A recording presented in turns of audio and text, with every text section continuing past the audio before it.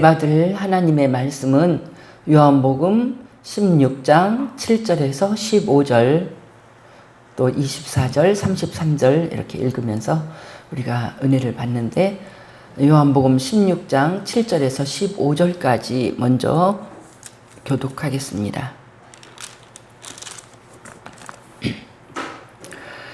그러나 내가 너희에게 실상을 말하노니 내가 떠나가는 것이 너희에게 유익이라.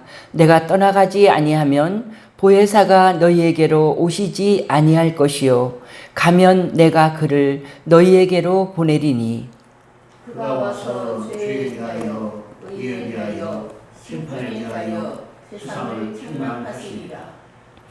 죄에 대하여라 함은 그들이 나를 믿지 아니하며 의에 대하여라 함은 내가 아버지께로 가니 너희가 다시 나를 보지 못하며, 심판에 대하여라 함은 이 세상 임금이 심판을 받았습니다. 내가 아직도 너희에게 이를 것이 많으나 지금은 너희가 감당하지 못하리라. 그러나 진리의 성령이 오시면 그가 너희를 모든 진리 가운데로 인도하시리니 그가 스스로 말하지 않고 오직 들은 것을 말하며 장래 일을 너희에게 알리시리라. 그가 내 영광을 나타내시리니 내 것을 가지고 너희에게 알리시겠습니다. 무릇 아버지께 있는 것은 다 내 것이라. 그러므로 내가 말하기를 그가 내 것을 가지고 너희에게 알리시리라 하였노라. 또 다 같이 24절 같이 읽겠습니다. 시작. 지금까지는 너희가 내 이름으로 아무것도 구하지 아니하였으나 구하라 그리하면 받으리니 너희 기쁨이 충만하리라. 또 33절 함께 읽습니다. 시작. 이것을 너희에게 이르는 것은 너희로 내 안에서 평안을 누리게 하려 함이라.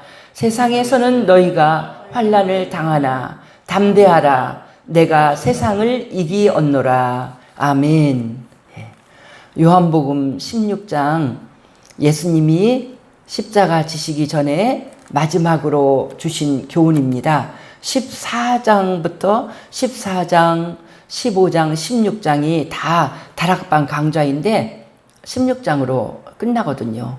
그리고 이 16장 전체에서 우리를 크게 위로해 주시는데, 특히 마지막 기절, 세상에서는 너희가 환난을 당하나 담대하라. 내가 세상을 이기었노라. 이렇게 예수님이 말씀하시면서 우리에게 큰 힘을 주시는 마지막 교훈이 이긴다는 거예요. 내가 이겼으니 너희도 이긴다.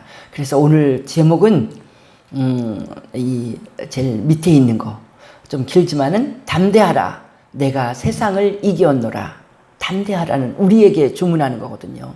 지금 우리가 얼마나 위축돼 있잖아요. 정말 우리가 당황스럽고 여태까지 경험하지 못한 힘든 코로나 시대를 우리가 살고 있어요. 우리 마음이 쫄아들었잖아요. 예수님의 이 음성을 우리가 반드시 믿음으로 영접하기 원합니다. 담대해야 돼요. 담대하게 나가고 내가 세상을 이기었노라. 너도 이긴다. 너도 분명히 나를 믿는 너희들을 이길 거니까 담대하게 살아라.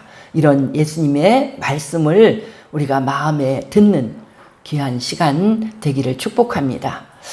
그래서 오늘 이 말씀은요, 요한복음 16장을 전체를 보니까 다 읽고 싶죠. 다 읽고 다 자세히 하고 싶지만은 시간이 새벽에 30분 정도밖에 시간이 우리가 없잖아요.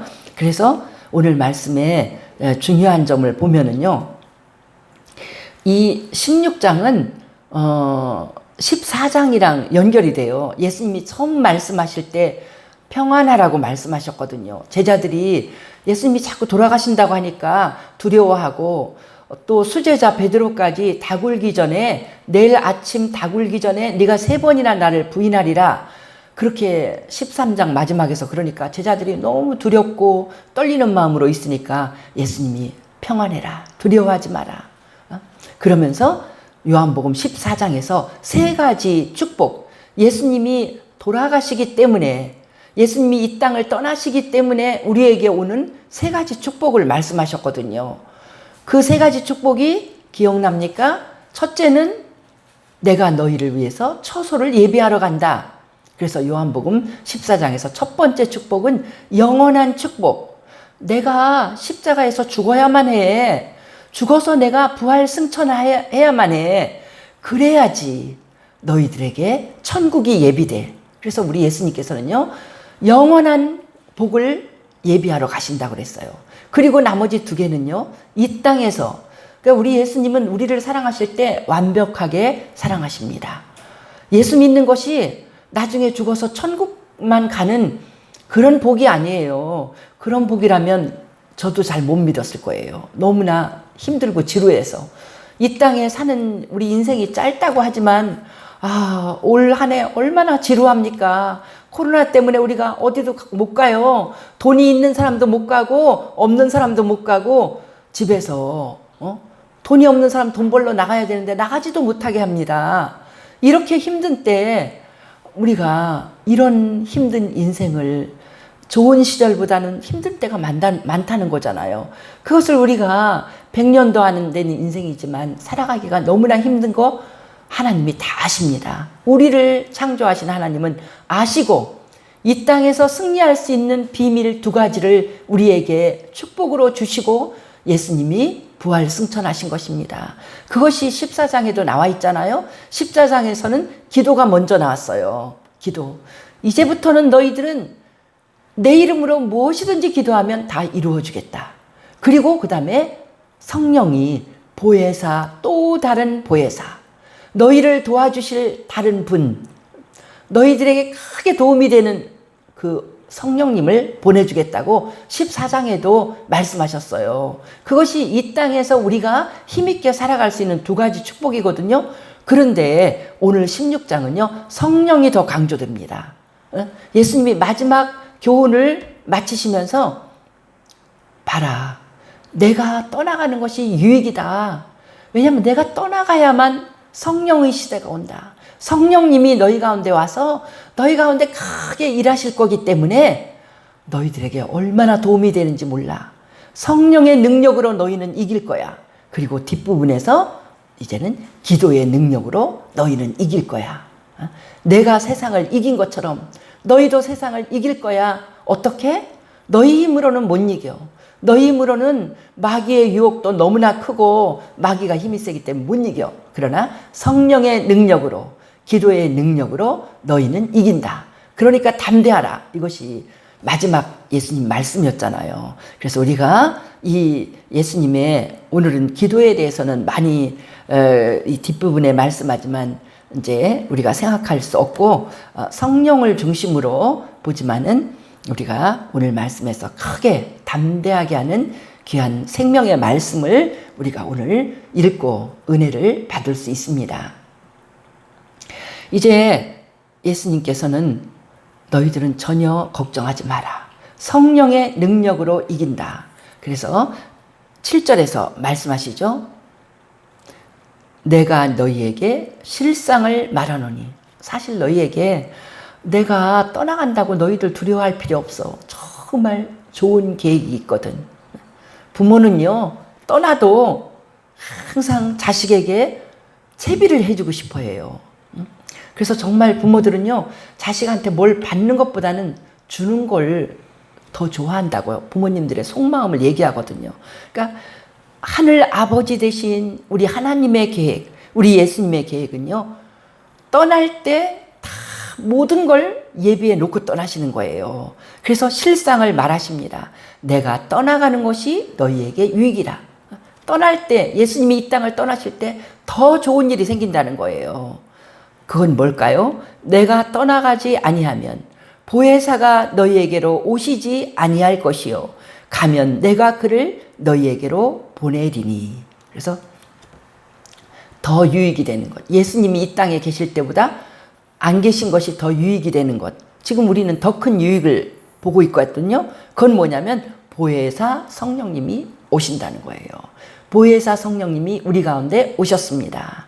예수님이 떠나가시고 예수님이 이제 사도행전 기록을 보면요. 예수님이 부활 승천하시고 제자들이 열흘 동안 예수님이 부탁하신 대로 예루살렘을 떠나지 않고 열흘 동안 마가의 다락방에서 간절히 저녁 기도에 힘쓰고 있을 때 드디어 사도행전 2장에 보면 오순절 날에 성령이 그들에게 임했다고 그랬잖아요. 그래서 그들이 갑자기 배우지도 않은 이상한 말을 그들의 입은 방언을 말하고 그러면서 그들은 놀라운 능력의 제자들이 된 것입니다. 베드로가 너무너무 설교도 우렁차게 힘있게 잘하고 3,000명, 5,000명이 회개하는 설교를 하게 되고 또 많은 병자를 이 예수님의 능력처럼 그렇게 그들이 고치고 그런 놀라운 일들이 제자들에게 생긴 것입니다. 그래서 그들은 이것이구나. 우리를 더 힘있게 하고 세상에서 예수님이 계실 때보다도 안 계신데 영인 성령님은 누구에게나 동시에 다 오거든요. 그래서 그 제자들은 그것을 깨달았습니다. 우리가 성령이 하시는 일은요, 8절에서 11절까지 말씀하셨지만 12절에서부터 15절까지를 먼저 보면 성령님의 성격, 이 성령님은 도대체 어떤 분이냐? 우리가 막 성령님께만 매달리고 특별한 분? 여태까지 하나님이나 예수님은 우리가 경험했는데 성령님은 전혀 다른 분? 이렇게 할까봐 예수님이 성령에 대한 오해를 우리에게 덜어버리기 위해서 예수님이 12절부터 15절까지 성령님이 어떤 분이신가 그분의 성격을 지금 우리에게 가르쳐주고 있습니다. 성령은요, 별명이 13절에 진리의 성령이에요. 진리의 성령. 진리의 성령이 오셔서 그가 너희를 모든 진리 가운데로 인도한다고 그랬어요. 성령님은 진리의 성령님. 성령님 자체가 진리예요. 그래서 하시는 일이 뭐냐면 예수 믿는 사람을 모든 진리 가운데, 우리가 알아야 될 진리가 많잖아요. 모든 진리 가운데 우리를 인도하는 역할. 성령님은 악한 자들에게는 책망하시지만 하나님의 백성은 인도하셔요. 진리 가운데 인도하셔. 그러니까 우리가 성령님이 우리 가운데 임재할 때 우리가 모든 진리를 통달하게 되고 깨닫게 되고 더 성령님 나를 도와주세요. 그러니까 성경에 있는 진리도 성령님께서 우리를 가르쳐 주실 적에 우리가 더 잘 깨닫게 되고 인도하시는 우리를 좋은 길로 진리의 길로 인도해 주십니다. 그런데 이 성령님은요, 새롭게 나타난 전혀 다른 분이 아니라 바로 삼위일체 중에 한 분이신 것을 14, 15절에 우리에게 말씀하고 있어요. 그가 내 영광을 나타내리니 내 것을 가지고 너희에게 알리겠습니다. 그는 성령이잖아. 성령은 예수님의 영광을 나타내는데 예수님의 것을 가지고 우리에게 알린다는 거예요. 우리가 어디서 많이 들어봤죠? 15절 보세요. 무릇 아버지께 있는 것은 다 내 것이라. 그러므로 내가 말하기를 그가 내 것을 가지고 너희에게 알리시리라 하였노라. 예수님이 늘 말씀하셨어요. 내가 말하는 것 다 아버지가 주신 말씀. 내가 하는 모든 행동 아버지께서 나에게 주신 대로. 그래서 아버지와 예수님은 하나라고 그랬어요. 그런데 이제는 뭐냐면 성령님도 하나라는 거예요. 예수님의 영광을 나타내고 예수님의 것을 가지고 우리에게 나타난다는 거예요. 여기에서 우리는 삼위일체의 교리로 배우지만요, 성경에서 이렇게 기록이 돼 있기 때문에 삼위일체 이론이 나오고 교리가 먼저 앞선 것이 아니거든요. 이렇게 사도 요한이 분명히 말했습니다. 예수님께 들은 것을 이렇게 기록해 놨습니다. 성령님은 바로 예수님이고 예수님은 바로 하나님이시고 삼위가 하나라는 거예요. 하나인데 하시는 역할만 달라요.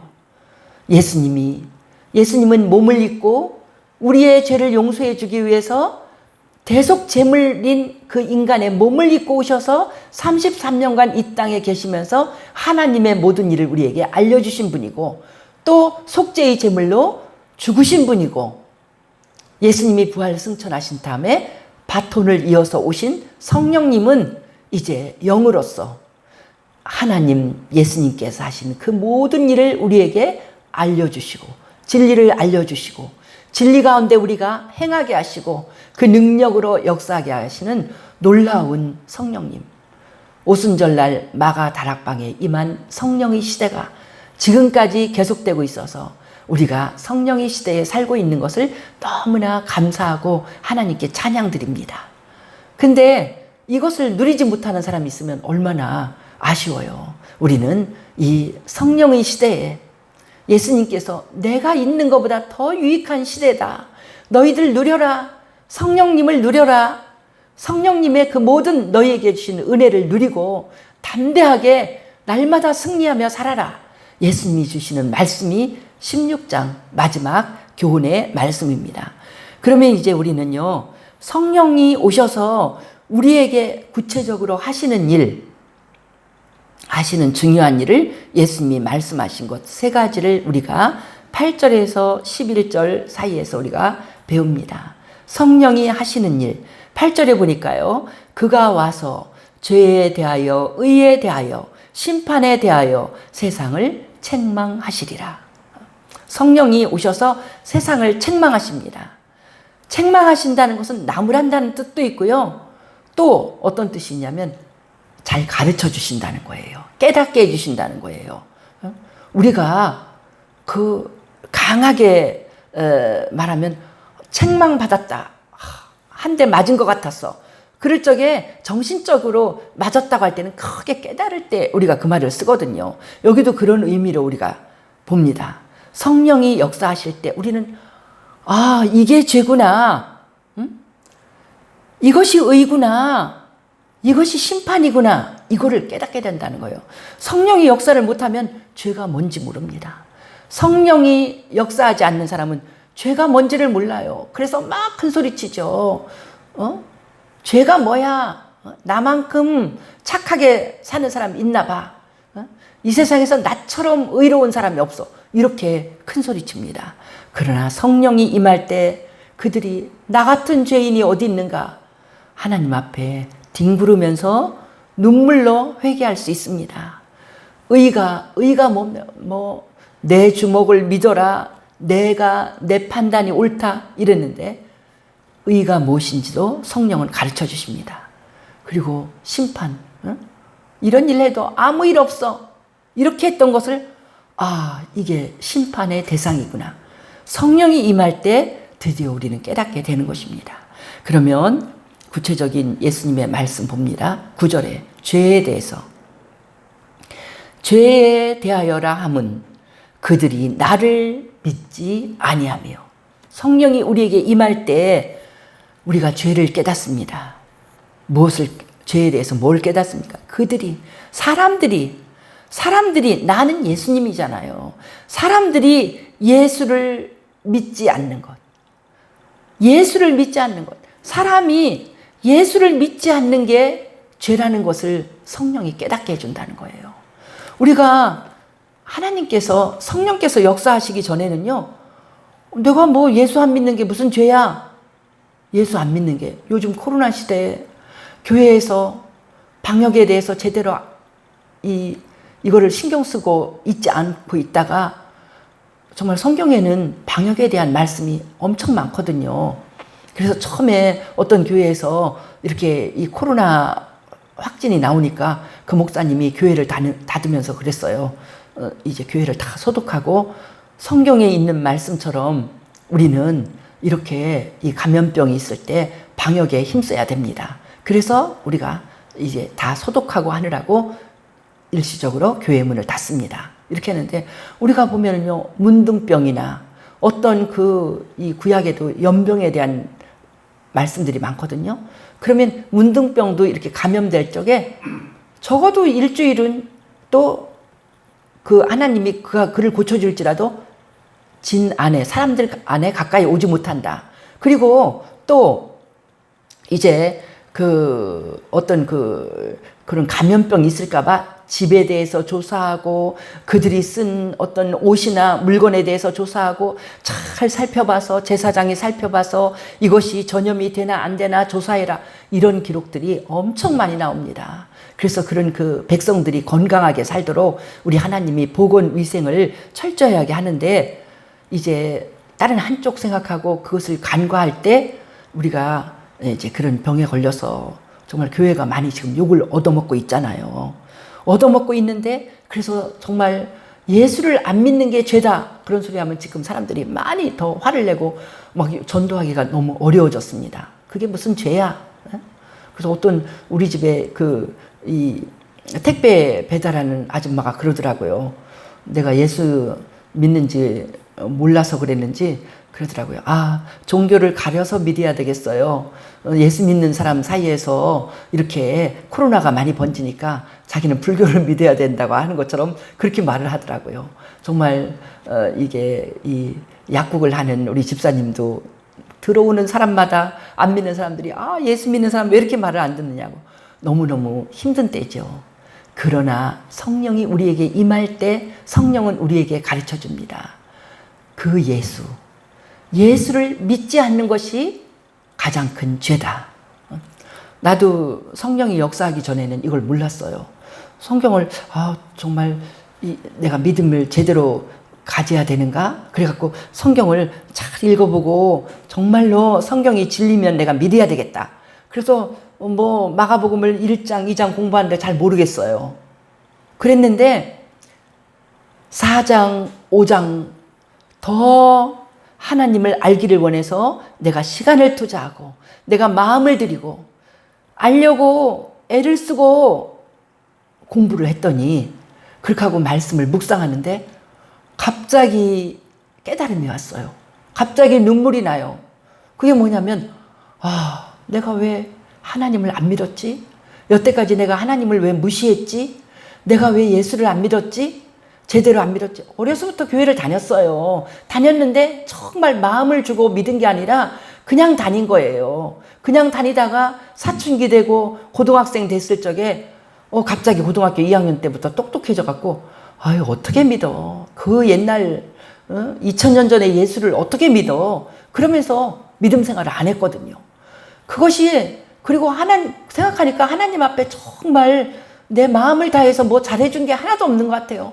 그 눈물이 펑펑 쏟아지는 거예요. 여태까지 이거는 내가 생각하지 못했던 거예요. 나는 여태까지 부모님께 효도하고 친구들에게 신의 있게 하고 다른 사람들에게 피해를 안 주고 그러면 죄를 안 짓는 걸로 알았거든요. 그래서 정말 모범적으로 살았어요. 모범적으로 살았는데 그래서 나는 아무 죄가 없다고 생각했어요. 내가 무슨 죄를 졌어. 나만큼만 살아보라 그래. 이렇게 생각했는데 갑자기 그런 생각은 다 없어지고 막 진실로 눈물이 뚝뚝 떨어지면서 내가 하나님을 위해서 해준 일이 뭐가 있어. 나는 우리 하나님 앞에 내가 헌신하면서 한 일이 하나도 없구나. 내가 부모님이나 아니면 친구들이나 선생님이나 이런 사람들에게는 내가 뭘 하려고 했는데 정말 중요한 분은 하나님인데 나는 아무것도 한 일이 없구나. 그 하나님께 대해서 한 일 없다는 것이 눈물이 막 뚝뚝 떨어지고 그렇게 그러더니 내가 변했어요. 내가 예수 믿는 사람이 됐어요. 그 순간 성령이 임하신 것입니다. 그래서 저는 그렇게 생각해요. 사도행전 2장에 보면은요, 베드로가 예수님을 우리가 죽였는데 어떡하지? 그 예수가 부활 승천하시고 하나님의 아들이라면 정말 부활하셨다면 그런데 우리가 잘못했으니까 어떡하지? 할 때 베드로가 그래 걱정하지 마. 너희가 예수를 믿고 세례받고 예수께로 돌아오면 이제 성령이 너희에게 임할 건데 정말 이 성령은 모든 사람에게 그렇게 회개하고 돌아온 모든 사람에게 성령이 임한다고 사도행전 2장에서 38절에서 베드로가 말했거든요. 그런데 그게 순서가 아니에요. 내 체험을 볼 때 성령은 하나님 내가 잘못했어요. 하나님을 안 믿고 살고 고집 피우고 산 거 잘못했어야 하고 하나님께로 내가 돌이키는 순간 탕자의 비유와 똑같아요. 탕자가 빈털터리가 돼서 정말 내가 아무것도 아닌데 아버지 말씀을 어겼습니다. 아버지 내가 아버지께로 돌아갑니다. 탕자가 신발도 못 신고 거지꼬리 돼서 돌아가는데 그대로 누가복음 15장의 기록이잖아요. 그대로 하나님께서는 그 아버지가 하나님이잖아요. 아버지는 눈도 침침한 그 노인이 돌아오는 아들을 늘 기다리다가 먼저 보고 막 맨발로 뛰어나가서 그 아들을 안아주는, 그리고 아들을 맞아주는 그 아버지, 하나님의 모습을 그렇게 말하고 있거든요. 그 역사예요. 그러니까 요한복음 1장에서 우리가 거듭난 것, 하나님의 자녀가 된 것은 어떤 인간의 뜻이 아니라 저 하나님께로서 난 자들이니라. 성령이 임하신 것입니다. 우리가 벌써 예수를 믿고 예수 안 믿은 게 죄라는 걸 깨달을 때는 성령이 벌써 우리에게 임하신 거예요. 우리 속에 임하셔서 그 깨달음을 주신 것입니다. 예수를 안 믿는 것이 가장 큰 죄입니다. 왜냐하면 성경에 있는 하나님의 모든 진리의 한마디는 하나님이 세상을 이처럼 사랑하사 독생자를 주셔서 멸망치 말고 구원받으라고 독생자를 주셨다는 이 말씀 속에 있거든요. 하나님의 가장 귀한 진리거든요. 이 하나님의 우리를 사랑하는 가장 귀한 진리를 안 받아들였으니 그 핵심이 우리의 모든 죄를 용서해 주시고 우리를 천국 가게 하시고 복 주는 주체가 예수인데 이 예수를 거부하잖아요. 하나님을 거부하고 하나님 말씀을 안 믿고 예수를 거부하잖아요. 이것보다 큰 죄가 어디 있겠습니까? 성령이 임할 때 예수를 안 믿는 것이 죄라는 것이 깨닫게 된 것입니다. 그러니까 성령이 임하지 않은 사람은요, 뭐 100살을 살아도 그게 무슨 죄야? 이렇게 나갈 거예요. 사랑하는 여러분이 예수를 안 믿는 그 죄를 나는 범하지 않겠다. 예수 안 믿는 건 죄다. 예수를 믿어야만 한다. 예수를 떠날 수가 없다. 이런 믿음이 여러분 가운데 있으면 성령이 이미 역사하신 줄 믿습니다. 그 축복을 받은 여러분을 정말 축하드립니다. 세상에서 제일 큰 복을 받은 것입니다. 그래서 우리는 예수를 믿는 그 복을 성령께서 깨우쳐 주셔서 알고 있고요. 받았고요. 10절은요. 의에 대하여라 함은 내가 아버지께로 가니 너희가 다시 나를 보지 못하며. 의도 그렇습니다. 여기서 예수님은요. 내가 아버지께로 간다 그랬어요. 부활 승천하시는 거거든요. 예수님이 부활했다는 것은요. 예수님이 의의 주체라는 거예요. 예수님은 사람들은 죄인이라고 생각하면서 예수를 죽였습니다.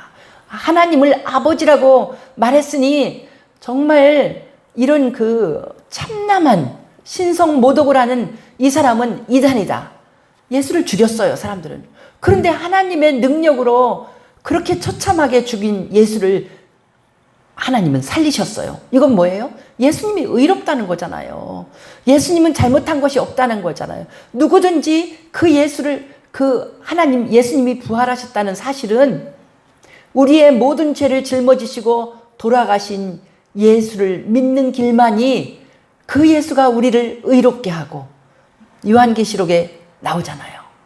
천국에 있는 모든 사람들이 흰옷을 입었는데 그 흰옷은 어떻게 만들어졌냐 물었더니 어린 양의 피에 빨아서 흰옷이 됐다는 거예요.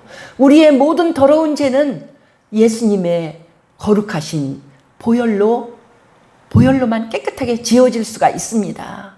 우리의 의는 바로 예수님입니다. 그래서 우리가 이사야서 읽을 때도 그러잖아요. 하늘에서 우리 하나님께서 공의를 빛처럼 부어주시는데 땅은 받아서 구원을 싹트게 해야 된다고 그랬어요. 그 말의 의미가 뭡니까? 공의를 빛처럼 뿌려주시는 그 의미는 뭐냐면 예수님의 보혈의 공로, 온 세상을 다 구원하시는 그 보혈의 공로, 그것을 너희 의로워지라고 예수님께서 보혈의 공로를 장대비처럼, 지금 비가 많이 오고 있잖아요. 그렇게 뿌려주시는데 그 은혜를 안 받고 어떡하겠다는 거예요. 그걸 받지 않으면요, 우리는 영원한 죄인으로 지옥불 신세가 될 수밖에 없습니다. 이것은 배짱도 아니고 무모하고 정말로 어리석고 불쌍한 인생을 자처하는 것입니다. 인생의 가장 중요한 게 우리가 의를 덧입어서 천국을 가야 되는데 그 의의 주체가 누구냐? 아버지께로 가는 우리 예수님, 나에게 의를 덧입혀 주시는 그런 예수님, 바로 그 예수님인 것을 성령이 깨닫게 해주십니다. 이제 심판을 또 깨닫게 해주십니다. 성령은 심판은 누구냐? 이 세상 임금이 심판을 받았습니다. 이 세상을 지배하는 임금 누굽니까? 마귀입니다. 마귀의 유혹에 넘어가면 절대로 안 된다는 것을 성령은 우리에게 가르쳐줘요. 그거 너 심판이야. 영원한 심판이야. 그 길 마귀의 유혹 따라가면 안 돼. 마귀는요, 하나님의 진리와 반대로 길을 제시합니다. 하나님은 섬겨라, 사랑해라 가르치지만 마귀는 미워해라, 복수해라 마귀는 가르쳐줍니다. 이 길을 따라가면 우리는 심판받을 길밖에 없습니다. 성경은, 하나님의 말씀은 미워해도 안 된다고, 미워하는 것은 살인하는 거라고 가르쳐줍니다. 그래서 우리는 믿는 자는 마음속에 미움도 가지고 있으면 안 돼요. 용서 못하는 것도 가지고 있으면 안 돼요. 우리 마음을 사랑으로만 채워야 돼요. 이것이 진리의 길입니다. 이것이 축복의 길입니다. 생명의 길입니다. 그런데 마귀는 우리 마음속에 사랑을 뺏어갑니다. 사랑을 뺏어가고 죽여야 된다, 복수해야 된다, 안 갚음해야 된다, 세상을 막 악하게 바라보게 하고, 그리고 자기의 뜻을 위해서 거짓말하게 하고, 이런 모든 악한 것을 부추깁니다. 이기적으로 살게 하고, 그런 마귀의 유혹, 하나님의 진리와 반대되게 나가는 모든 마귀의 유혹에 대해서 우리는 경계해야 됩니다. 이건 심판이야. 응? 예수 안 믿는 거? 그 길을 갈 수 없습니다. 그건 심판밖에 없습니다. 영원한 심판밖에 없습니다. 하나님 말씀대로 살지 않는 그 길을 우리는 갈 수가 없습니다. 그것은 마귀의 유혹의 길이고, 말씀하잖아요. 예수님이 넓은 길로 가는 사람은 너무나 많아요. 좁은 길로 가는 사람은 너무나 작아요. 그러나 좁은 길, 진리의 길은 생명의 길이요. 넓은 길, 세상 모든 사람들이 가는 길, 쉽게 사는 길, 이기적으로 사는 길, 거짓말하고 적당히 사는 길, 남을 속이는 일, 이 모든 것들은, 그것은 심판밖에 없습니다. 영원한 심판, 영원한 지옥불, 이 땅에서도 그는 평판을, 좋은 평판을 받지 못할 것입니다. 역사는 진리대로 살지 않은 사람을 왕이라도 폭군이라고 말하고 다 쫓겨납니다. 왕의 시대에도 쫓겨나요. 이런, 우리가 그것을, 마귀의 모든 유혹은 심판인 것을 깨닫게 하시는 성령님의 가르침 가운데 승리하기를 바랍니다. 이제 성령께서 이렇게 우리에게 역사하심으로 우리를 이기게 하고, 우리가 그냥 지나가면서 볼 수 있는 건 24절에서 기도에, 지금까지는 너희가 내 이름으로 아무것도 구하지 아니하였으나 구하라, 그리하면 받으리니 너희 기쁨이 충만하리라. 지금까지는 예수님이 십자가에서 돌아가시기 전에는요, 예수님의 이름의 그 기도가 그렇게 큰 능력이 아니에요. 예수님이 완전히 죽기까지 순종하셔서 하나님의 뜻을 온전히 다 이루었을 때, 그때 하나님께서 예수의 이름을 세상에서 가장 높은 이름, 그 이름만 되면 마귀도 모든 것도 다 떨고 굴복할 수밖에 없는 놀라운 이름, 예수님의 십자가의 죽음에서 예수의 이름이 그렇게 높아진 것입니다. 그래서 우리가 예수의 이름으로 기도하면 다 이루어지는 거예요. 간절한 마음으로, 정말 선한 목적으로, 하나님이 기뻐하는 목적으로 기도할 때 그 기도는 다 이루어질 줄 믿습니다. 그것이 세상을 이기는 힘입니다. 그래서 예수님은 이 가르침의 결론을, 이것을 너희에게 이르는 것은 너희로 내 안에서 평안을 누리게 하려 함이라. 세상에서는 너희가 환난을 당하나. 우리가 환난 가운데 있습니다. 이렇게 성령이 계시고 기도할 수 있는 이런 놀라운 능력의 도구가 있어도 우리는 지금 환난 가운데 있습니다. 그래도 우리가 이길 수 있는 길은 성령의 능력과 기도의 능력을 통해서 우리는 이길 수 있습니다. 그래서 예수님의 결론은 담대해라. 담대해라.